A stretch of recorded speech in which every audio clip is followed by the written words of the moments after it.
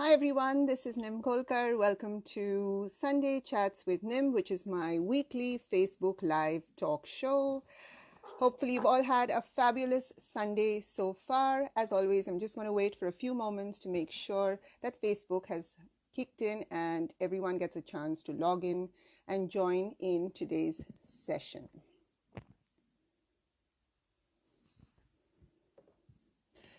So today is a very, very quick session. I'm talking about an important topic, and that is how to handle criticism in the workplace. Now, when I'm coaching clients, I find that one of the most common challenges that a lot of people are struggling with on a day-to-day basis, where their professional life is concerned, is people's inability to deal with constructive criticism, particularly if it is coming down from their immediate supervisor, team leader, boss, or manager. So that's really what we're going to be focusing on today. How to deal with criticism, particularly when it is coming from someone higher up in the corporate ladder. You know the drill, everyone who has been joining me on this Sunday Chats journey for the last few years. You've got to say your highs and your hellos, and I'll say hi right back to you. If you have a question or an insight related to the topic I'm talking about, please put that in the comments.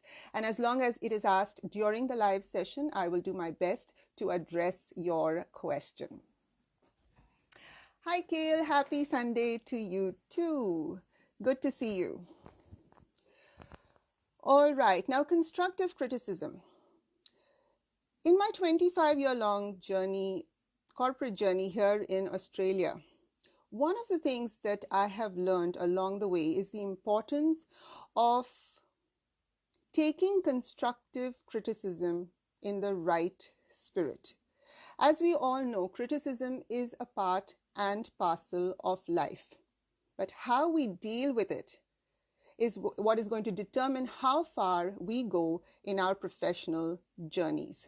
If you want to grow and evolve, if you want to be a success where your career is concerned, then it is very important to know how to deal with criticism. Because like I said before, it is an integral and essential part of the corporate journey.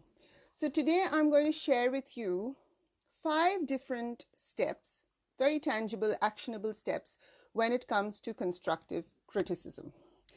Let's say that I'm just going to paint a particular scenario, and hopefully it resonates with many of you.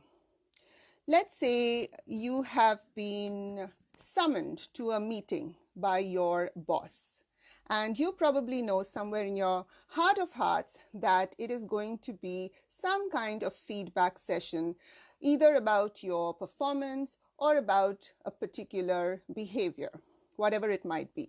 Okay, so you go in and you wonder what you're going to hear. And let's say that your boss starts criticizing you about how you handled a particular project recently. Now, here is where the 5 steps that I mentioned earlier come in, and I'm going to tell you exactly how to handle constructive feedback when it is given by your manager. And you can use these steps really in any kind of scenario where you are at the receiving end of some form of critical feedback.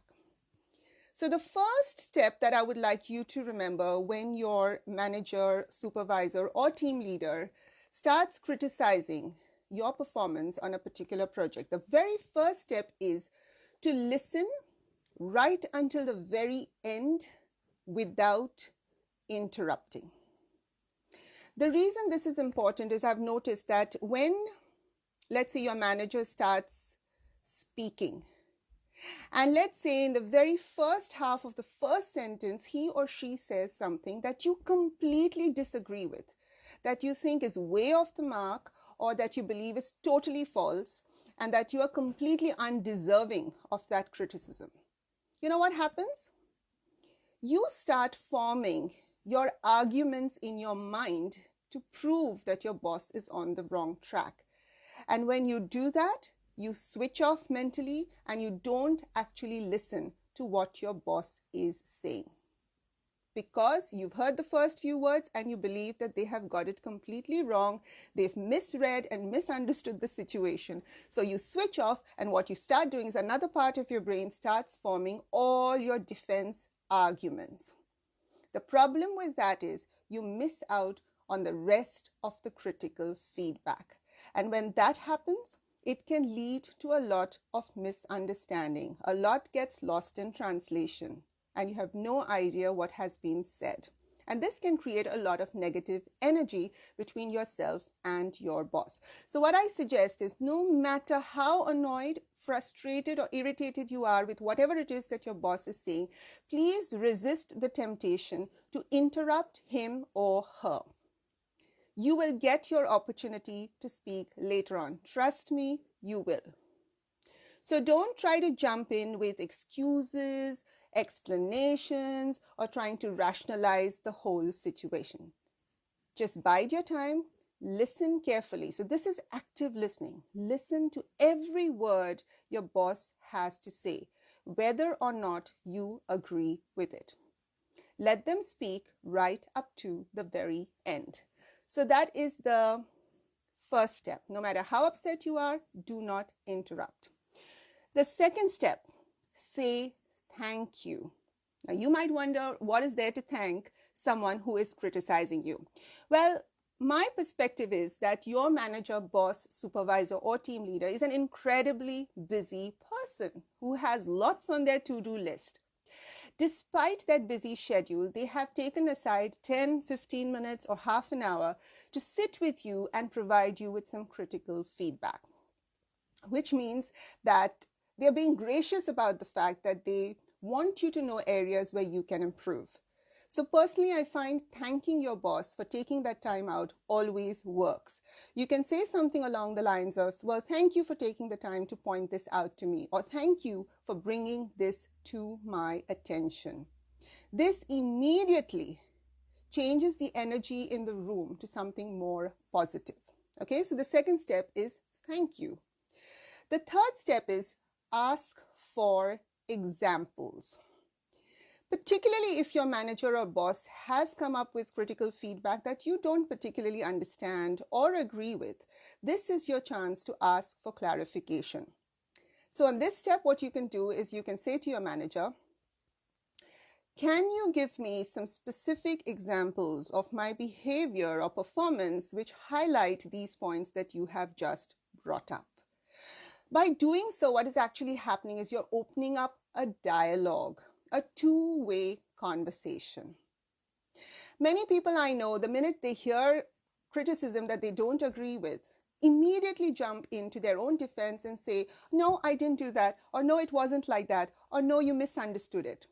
Please don't do that. If you don't agree with a certain section of the criticism, the best and most positive way to handle it is to actually ask for examples. So you can say, can you please provide me with a little bit more clarity about this issue? Can you give me a few examples about my behavior or about how I handle the project that will help me get a bit more clarity on this point? Okay, so that is the third point. Point number 4, step number 4 is actually where you offer your own perspective. Remember, I told you at the very start that your mind will start forming your own arguments. This is the step where you express your own perspective. But there's an art to doing it, right? You don't have to become defensive. You don't have to sound aggressive. At this point, once your boss has finished speaking and you've thanked them and you've asked for examples for more clarity, this is what you can say, where you offer your own perspective. You can say, well, thank you for all that. I'd like us to be on the same page regarding this. I've perceived this entire situation from an entirely different angle, and I'd like to share my perspective with you. Do you think at this point your boss will be open to listening to what you have to say? Of course they will be, because you have demonstrated maturity in listening to them from start to finish. So at this point, you can say that you view the situation a little differently and you'd like to express your perspective on this. So this is the step where you talk about the things you have done that sheds a light on why you did what you did the way you did. So that is step number 4. And the last step, the 5th step, is you need to demonstrate a genuine desire to evolve and grow. Whenever I used to be in a session where I was having a performance review by my manager or boss, I always had a notebook with me and I always took down some critical notes, some key points that my boss may have put forward.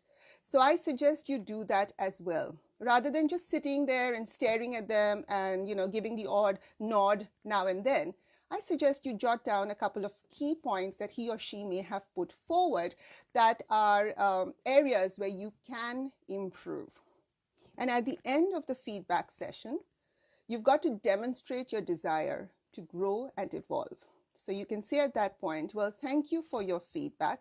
I've taken down note. I've noted some of the points that you have mentioned. And these are the 2 areas, or this is the 1 area that I would like to work on and improve.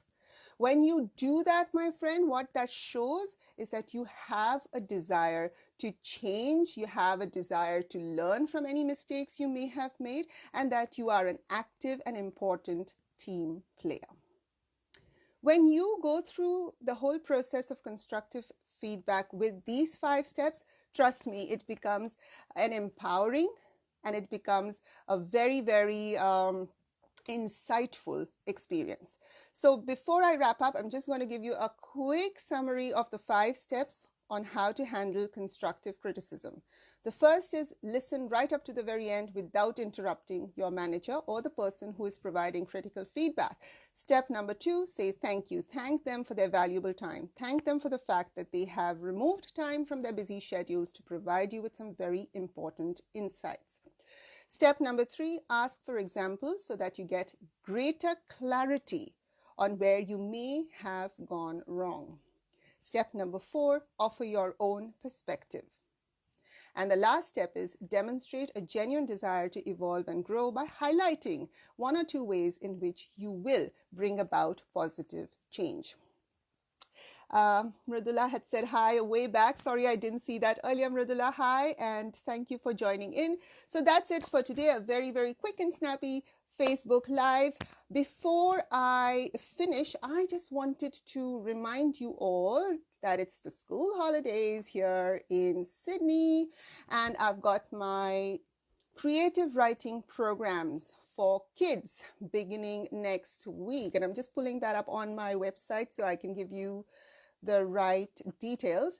So this is for children between the ages of 8 and 15. It's a group program. You have 2 options. You can choose Tuesday, the 7th of July from 10 to 1 p.m. Sydney time, or you can choose Wednesday, 15th of July from 2 to 5 p.m. Sydney time, 3-hour workshop, and it's $90. So that is an early bird special. It's actually $99, but there's a 10% discount for a very limited time. So we've got only 3 more days before we kick off that program. I'll post the details in the comments. So that's it from me for today. Have a fabulous week ahead. Until next time. Bye-bye.